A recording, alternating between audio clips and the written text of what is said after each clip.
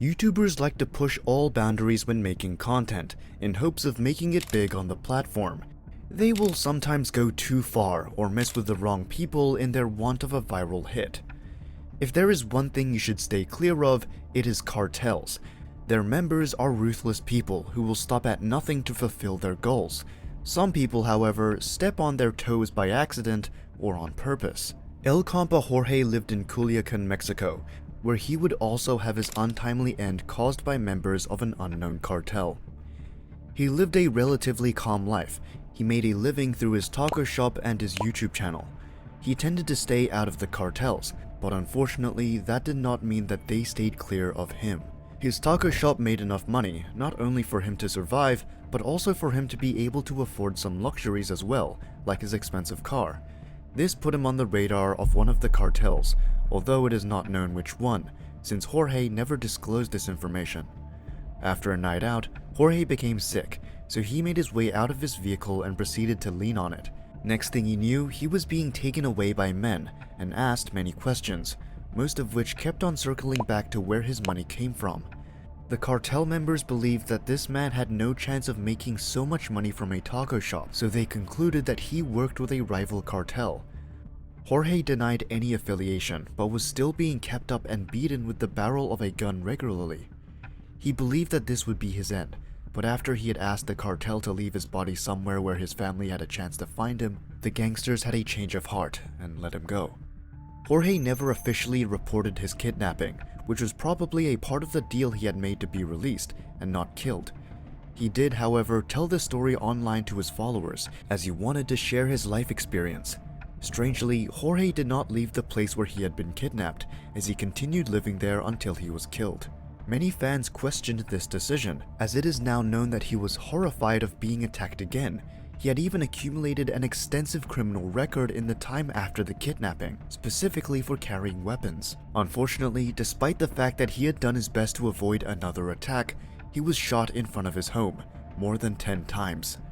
Shortly before the shooting, he had gone onto Instagram to wish everyone a good day, not knowing this post would also be his last. Que show, mi gente, feliz inicio de semana para todos. Ya se nos acabaron las vacaciones a los que pudimos tener vacaciones, plebada. Ahora sí, a chingarle. Yo aquí vengo a hacer vueltas a los bancos a ver qué tanta fila hay. Bendiciones, plebe, bonito día para todos. The assailants shot him from a moving car, with plates that belonged to another region, and that is all the information we have on this case. Most believe that he had been killed because of some sort of cartel association, but we have no idea which one he had been associated with, nor do we know which one killed him. His association with a cartel might also be one of the reasons he had stayed in Culiacan, instead of fleeing after his kidnapping. We can speculate as much as we want. It does not change the fact that he is gone, nor will it give us more actual news. The case has since grown stagnant, as it happens with most cartel killings. The city of Culiacan will be mentioned multiple times throughout this video, as it represents a sort of epicenter for cartel crime. And the man at the head of operations, the scariest man in the region, is El Mencho.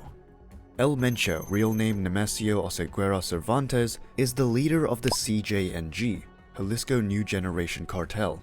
The CJNG has been wreaking havoc all over Mexico for years now, spreading fear and corruption all over the country. The CJNG is one of the most dangerous criminal organizations in the world. The DEA says it's in the top 5. El Mencho is still a wanted man with a bounty on him that has reached $10 million. The search for El Mencho could pay off for someone. The feds are offering a reward up to $10 million for information leading to his capture.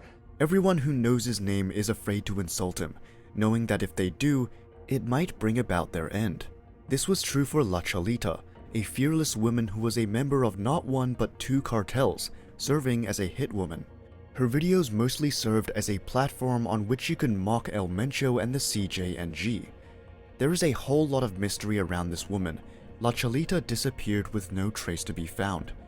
It is unknown whether she was kept alive or if she was killed. She did serve as a good warning to anyone else who might be willing to mess with El Mencho, making it clear to everyone what is waiting for them if they misstep. If you would like to hear more about the lives and tribulations of YouTubers, don't forget to hit the like and subscribe button. El Mencho's name wouldn't be this well known if he only had one famous victim, and trust me, it didn't stop there. Super Chinelo, also known as Ruben Ortega, was a content creator loved by many. He dedicated his posts and his life to spreading his love for Mexican culture and traditions.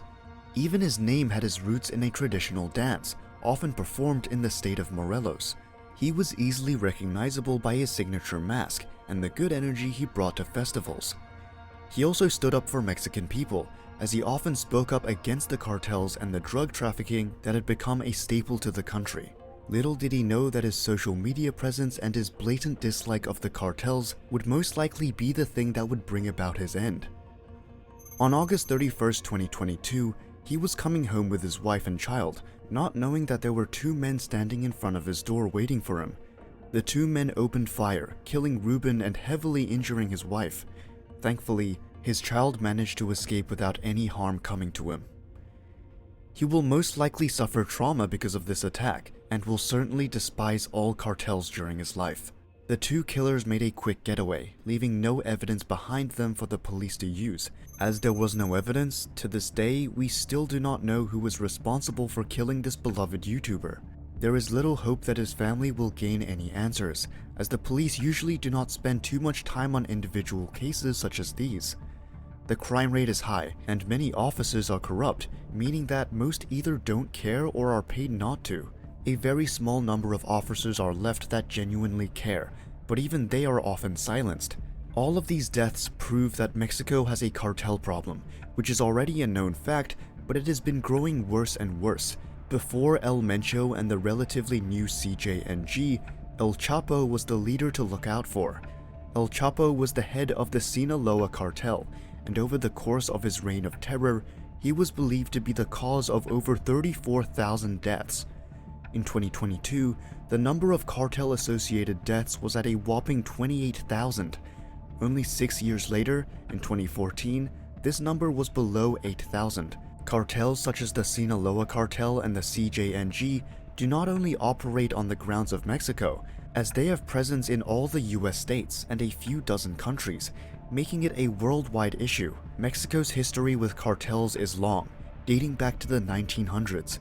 The war on drugs was started in 2006, meaning that the cartels had at least 100 years to make themselves a force to be reckoned with. It is simple, drugs were, and still are, more profitable for the cartels, rather than taxing the poor like the government does. This opens up the door to corruption, which further complicates the situation and leaves little hope for a better near future. If you have anything to add to today's topic, make sure to leave your opinions in the comments down below.